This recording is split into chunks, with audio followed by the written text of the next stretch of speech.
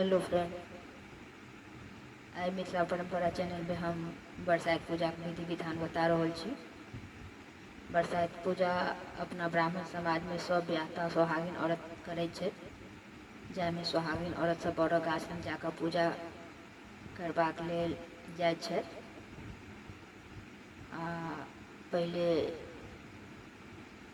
गाछ के नीचा में गोबर से नीपल रहे छै, तो जल से सिक्त क आसन बैसाबै छै और चाउर के पीसल जे पिठार रहे छै ओ पिठार से बड़क पहले पूजा करे छै। तो बड़क गाछ में 5टा थप्पा दै छथिन, फिर आम में थप्पा दै छथिन, बियन में पिठार लगबै छै, गाछ में आम में आ बियन में पिठार लगा कर फिर नवेद जतऽ पड़े छै ओहिठाम पिठार के अरिपन दै छथिन।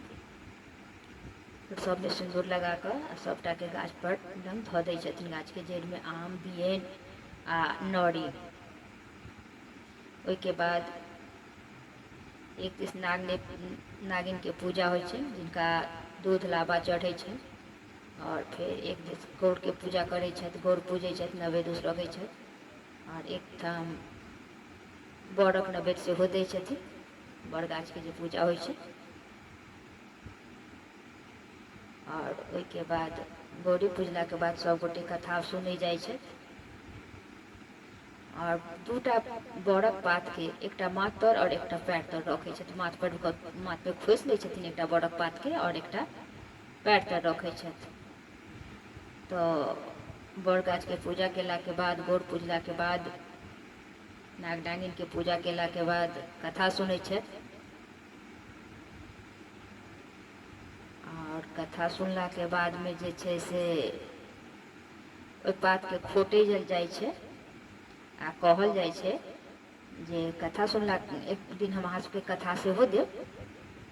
तो अपने सब सुनने हेबै तऽ पते है जे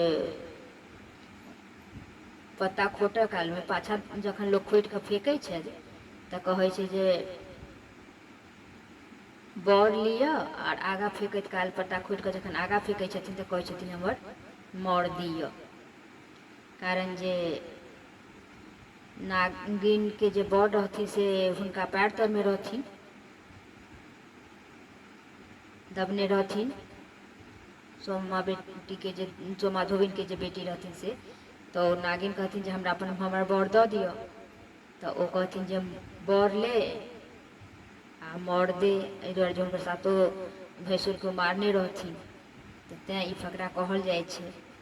तऽ ई फकरा पढ़ि कऽ 3 बेर बड़क पात के खोटि कऽ पाछा फेंकल जाइ छै जे बर ले, आ आगा फेंकल जाइ छै 3 बेर जे मर दे। ओहि के बाद नवेद उसरगल जाइ छै, आम मुकवाद नौरी सेहो लपेटल जाइ छै, बड़ गाछ में नौरी के बांधि देल जाइ छै और 3 बेर लपेटलक। और तेसर बेर में नौरी जे धागा होइ छै ओकरा धागा के कहल जाइ छै, अपने सब तऽ बुझते हेबै, ओकरा बांधि देलक गाछ में, और फिर 3 बेर जल लऽ कऽ आर आम लऽ कऽ दै त्रिपेक्षण होइ छै बड़ गाछ के। और ओहि के बाद बियन से बड़ गाछ के होंकि देल जाइ छै जे बड़ ठंडायल रहथिन। फिर हुनका दुनू हाथ से दबायल जाइ छै जे जाते जाइ छै, फिर गला मिल कऽ प्रणाम कऽ कऽ नवेद उठा लै छथि, और एहि तरह अपना सबके पूजा सम्पन्न होइए। भरि दिन अनूना करै छी, भरि राति अनूना करै छी, फिर प्रातः में भोजन होइ छै। ई छलै मिथिला में अपना सभक बरसाइत पूजा के विधान। और नवकनिया जे छथिन हुनकर कनिक एहिमे अलग होइ छनि। दोसर दिन हम ओहो वीडियो बनाएब, और एक दिन हम एकर कथा सेहो देब। एहिमे यदि किछु त्रुटि भेल हुए तऽ अपने सब कमेंट कऽ कऽ बताएब, और नीक लागल हुए तऽ हमरा चैनल के सब्सक्राइब करब, लाइक करब। सुनबाक लेल धन्यवाद। जय मिथिला, जय मैथिली।